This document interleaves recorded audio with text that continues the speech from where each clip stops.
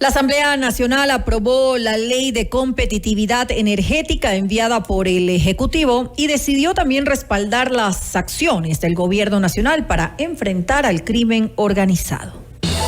Vamos más allá de la noticia. Notimundo Estelar en FM Mundo con María del Carmen Álvarez. Y nos acompaña a esta hora el doctor Pedro Velasco. Él es asambleísta independiente. Asambleísta, muy buenas noches y gracias por acompañarnos. Le saluda María del Carmen Álvarez. Buenas noches, María del Carmen. Un gusto participar en su programa.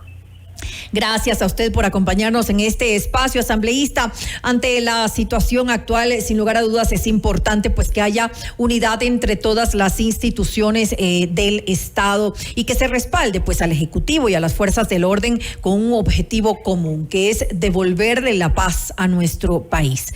Ya la Asamblea Nacional pues ha dado su respaldo a través de esta resolución que fue aprobada por unanimidad para dar este apoyo a las acciones del gobierno. Pero ¿de qué forma en concreto se va a ayudar desde la Asamblea Nacional justamente para que las acciones del gobierno puedan implementarse de forma efectiva? El Ecuador demanda unidad no solamente por los momentos coyunturales que estamos pasando, sino porque necesitamos enfrentar algunas crisis que nos ha agobiado, desde el tema de la pandemia, el tema de la falta de estabilidad laboral de muchos sectores, la economía bastante débil y estos últimos acontecimientos de inseguridad. Necesitamos que las instituciones, el sector público, el sector privado aportemos con nuestros mejores esfuerzos para que esta unidad nos permita enfrentar la difícil situación. La Asamblea, desde su campo de acción, tiene que legislar con iniciativas urgentes e inmediatas para garantizar la participación de Fuerzas Armadas, de la fuerza pública, y enfrentar estas olas de violencia y del crimen organizado, del narcotráfico, del narcoterrorismo. Así, ayer se anunció el compromiso de que sería prácticamente las primeras semanas del mes de marzo que se empiece ya a tratar estos temas de reformas al Código Orgánico Integral Penal. Si eso se lo hace, estaremos dando muestras de que se puede dar un respaldo no solamente teórico a través de una resolución, sino práctico con seguridad jurídica. Ahora, ¿de qué reformas estamos hablando? ¿Cuáles? Me imagino que ya de alguna manera hay algunas que se tienen contempladas para pues tratarlas de alguna manera y poder hacerlas efectivas en esta situación. Sí, dentro de las principales, y eso bueno, ya está anclado a lo que está anunciando el presidente, el tema de la consulta popular, el tema de la reforma parcial de la Constitución que en días anteriores también la Asamblea aprobó, está la participación directa de Fuerzas Armadas en estos conflictos internos que estamos viviendo. ¿Y cuál es la participación nuestra? Precisamente adaptar las normas inferiores, que son el Código Orgánico Integral Penal, para que se pueda un poco proteger la participación de los organismos de la seguridad pública, Fuerzas Armadas y Policía Nacional. Esto es importante. Si no les damos nosotros esas garantías, lastimosamente a futuro se podrán seguir acciones en contra de los uniformados que no les permita hacer un trabajo eficiente como todos anhelamos. Así habla también en reformas, que eso tendremos que debatirlo, de endurecimiento de penas. Ya muchas experiencias en otros países no ha sido el resultado ideal, es decir, tener que endurecer penas para disminuir la ola de criminalidad e inseguridad, eso no ha dado resultado. Sí. El tema de los jueces, que me parece importante, esto de los jueces constitucionales. Actualmente, cuando se plantea alguna acción de protección, un habeas corpus, todos los jueces se convierten en constitucionales. Cualquier juez de cualquier parroquia, de cualquier cantón, puede conocer estos casos. Y necesitamos que hayan jueces constitucionales especializados, que no se dejen doblegar por estas presiones y que tampoco entreguen acciones de protección y habeas corpus como una baratilla de oferta, sino que lo hagan en estricto apego a las normas constitucionales respecto a derechos humanos y a las normas legales. Otro punto también que podría ser interesante y que se debería considerar asambleísta es el tema de cómo apuntar a la economía ilegal de estas bandas organizadas, porque obviamente esto es un negocio, ¿no? Y siendo un negocio funciona justamente con esa cantidad de dinero. Si ellos con estas cuantiosas sumas de dinero pueden comprar, pues obviamente a jueces, pueden comprar armamento, entre otras cosas, ¿de qué manera puede la Asamblea Nacional llegar a esto, a la parte económica, que es el negocio del narcotráfico, ¿no? Sí, usted ha topado un tema que es muy importante, María del Carmen. El tema de la ley de extinción del dominio necesita reformas urgentes, porque cuando se les afecta el bolsillo, las finanzas de estas organizaciones criminales, prácticamente se les debilita, porque ellos se sienten fuertes porque tienen recursos económicos que son mal habidos, que son producto del narcotráfico, de la extorsión, del secuestro, del chantaje, de la vacuna. Entonces esta sería una de las tareas fundamentales también que podríamos nosotros, y debemos, no solamente podríamos, debemos nosotros trabajarlas inmediatamente. Y otra, que es relacionada con ese tipo de acciones también, es el tema de la extradición. Con la Constitución del 2008 lastimosamente se blindó esa posibilidad, que todos los ecuatorianos tienen que ser juzgados en territorio ecuatoriano por jueces ecuatorianos, pero estamos viendo que ya son crimen transnacional, son organizaciones terroristas, y estas organizaciones aquí en el Ecuador no van a recibir ningún escarmiento, sino tienen que responder ante la justicia donde se cometan también delitos colaterales y que tengan relación. Por lo tanto, esa es otra de las tareas también que tenemos que tomarlas muy en cuenta en las reformas. Es decir, la economía ilegal y el tema de la extradición. Ahora, yo tengo una duda con el tema de la extradición, porque supuestamente esa figura sí existe de alguna manera en la legislación. No, la extradición claramente en la Constitución nos dice que ni por ningún motivo, ninguna causa, un ecuatoriano podrá ser distraído de sus jueces naturales ecuatorianos. Eso es lo que dice.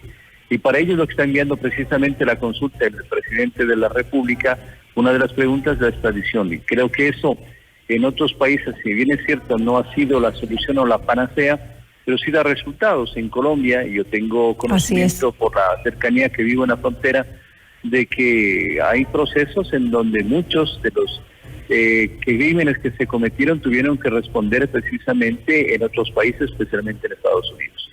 Ahora, otro punto importante ya para finalizar con este tema y abordar el de la ley de competitividad energética es ¿qué tal si también de alguna manera se puede proteger la identidad de los investigadores que son expuestos en las audiencias en muchas ocasiones? ¿Algo de esto también se puede tomar en cuenta en estas reformas que se podrían dar en la Asamblea Nacional? Es posible hacerlo. Yo le conozco la experiencia de los jueces sin rostro que se trabajaba acá en Colombia para precautelar su integridad y el de sus familias, y también hay un procedimiento de la Jurisdicción Especial para la Paz, la JEP, en donde todos los conflictos que tuvieron de policías, de ejército, de delincuencia organizada, de los narcoguerrilleros, en fin, todo eso se manejaba con una jurisdicción especial. ¿Es posible hacerlo acá? Había iniciativas, por ejemplo, de que jueces puedan despachar y administrar justicia sin que estén directamente en sus despachos, pueden hacerlo fuera del país inclusive. Había una posibilidad de que se hagan en otros lugares para garantizar total independencia, que no sientan presión y que no sientan temor por la vida de ellos y de sus familias. Que no corran ningún riesgo. Ahora sí, revisemos lo que sucede con la ley de competitividad energética. Ha sido aprobada en la Asamblea Nacional con 131 votos. Ahora, ¿cuáles son los puntos que podríamos destacar, asambleísta, de esta ley? ¿Cuánto en realidad puede beneficiar a nuestro país? La ley que fue aprobada ayer en la Asamblea tiene como principal objetivo enfrentar la crisis energética que hemos venido padeciendo desde hace algún tiempo atrás, porque no podemos seguir como país que queremos despegar, que queremos desarrollarnos económicamente, seguir dependiendo de las bondades de la naturaleza. Es decir, cuando llueve hay energía suficiente y cuando no llueve, lastimosamente tenemos que parar la industria, parar el comercio, los pequeños negocios, la microempresa, Y lo que pretende esta ley, y va a abrir las posibilidades a la generación de energías renovables no convencionales, es decir, de que se utilice la energía solar fotovoltaica, la energía eólica, la energía geotérmica, con inversión privada, con participación mixta, sin que renuncie el control, desde luego, el sector público, el Estado. Esto va a permitir que se implementen muchos proyectos. Ya cuando les recibimos en comisión a muchos sectores privados, ellos nos habían comentado que están proyectos listos y que hay una gran cantidad de proyectos a implementarse, que faltaba la norma jurídica, la seguridad que estamos dando en estos casos para que eso se dé. El tema del financiamiento, que es importante, de tener un fondo de inversión energética que no ha tenido en otros tiempos y que hoy es necesario para renovar equipos, maquinaria, repotenciar algo que ya no funciona, para emprender en nuevos proyectos, yo creo que eso es fundamental. Esos son los temas prioritarios. Y otro más, el tema que me parece trascendental es el de apuntalar el cambio de matriz energética, que ya dejemos de depender de los combustibles fósiles y vayamos utilizando energías limpias, cuidando el ambiente. La remisión de la que tanto se ha hablado va a posibilitar, cierto, perdonar algunos sectores. La mayor parte que se benefician son el sector domiciliario residencial, más del 60%, pero va a permitir al mismo tiempo en 90 días, porque se les da un plazo perentorio para que quienes se acojan a la remisión, para que puedan en su momento beneficiarse y adicionalmente puedan ingresar a la caja fiscal aproximadamente $490 millones. Se condona también el 100% de las deudas de alumbrado público y de electrificación a las provincias de Manabí y Esmeraldas, que fueron afectadas drásticamente por el terremoto del 2016. Entonces, esos son los aspectos importantes. Ahora, ¿qué decir sobre inquietudes que pueden tener? Por ejemplo, se ha pronunciado el analista Alberto Acosta Burneo y, entre otras cosas, le leo rápidamente algunas de las inquietudes que él ha expuesto en cuanto a si puede llegar a ser realmente exitosa esta ley, y él dice, entre algunas cosas, que no crea un mercado energético competitivo, que no permite formación de precios en el mercado, que no elimina realmente las restricciones que hay en la inversión privada, y esto me parece importantísimo. Y también dice que no se transparentan los subsidios eléctricos. Esto entre algunas de las observaciones que él hace. Sí, bueno, nosotros tenemos que respetar los criterios valiosos de quienes opinen sobre la ley. Ninguna ley es perfecta. En ninguna parte del mundo, en ninguna sociedad existen leyes perfectas. Lo que son leyes perfectibles. Perfectibles, claro. Pueden irse mejorando. Pueden quedar muchos vacíos, pueden haber muchas expectativas de lo que aspiraba en el sector privado, lo propio que aspiraba el sector público, que no podían haberse incluido, para citarles. El sector privado dice que no se da todas las facilidades como para que eso se dé. El sector público, que pretendía de que se transfieran recursos económicos a los gobiernos autónomos descentralizados. Entonces cada uno tiene su derecho a reclamar sus espacios y sus beneficios. Pero vuelvo a insistir, si la ley no es perfecta, pero por lo menos va a sentar las bases para que de a poco se vaya generando esta confianza en inversión, que esa es la razón también de la ley que se aprobó anoche.